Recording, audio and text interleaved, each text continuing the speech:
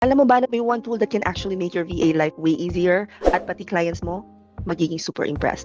It's called mind mapping. Kung palagi ka naguguluhan, lalo na kung nagsisimula ka pa lang bago ka kay client and ang daming tasks, projects, or even content ideas, halimbawa kung social media manager ka, mind mapping will help you organize everything in one visual map. Hindi na kalat-kalat. Now, sa simula, medyo malilito ka because obviously hindi mo pa siya nakikita. However, ganito lang yan kasimple. Step 1, ilagay mo sa gitna yung pinakang main topic, pwedeng client workflow or 30-day content plan. After that, gumawa ka ng branches like modules, tasks, tools, deadlines. Next, sa bawat branch, magdagdag ka ng sub-branches. Example, under tasks, emails, Canva, scheduling. Step 4, i-highlight mo yung priority tasks mo para alam mo kung ano yung gusto mo unahin kagad. Now, ang kagandahan nito, for you, let's say you are a work-from-home mom, makikita mo kagad kung ano yung mga gusto mong ma-accomplish personally. As a virtual assistant, mas clear yung flow, hindi ka na malilito. And for your clients, makikita nilang organized ka, may system ka, and sobrang pro mo ng tingnan. So, ladies and gentlemen, pwede kang mag-start ng sa papel at colored pens lang. Yes, old school still works. Pero kung gusto mo makita digital, you can try Xmind, MindMeister,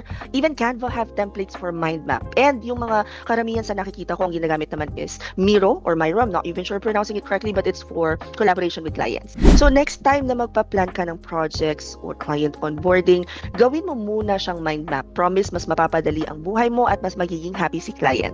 By the way, this is part of our free GVA and free social media management training, both of which nasa bloggymarygroup.com. Kung gusto nyong check yung libre nating SMM, it's bloggymarygroup.com/SMM at yung GVA naman is bloggymarygroup.com/GVA. Now, make sure you document your journey, tag me, and use the hashtag VALifeThis2025. I'll see you on the next task. Bye!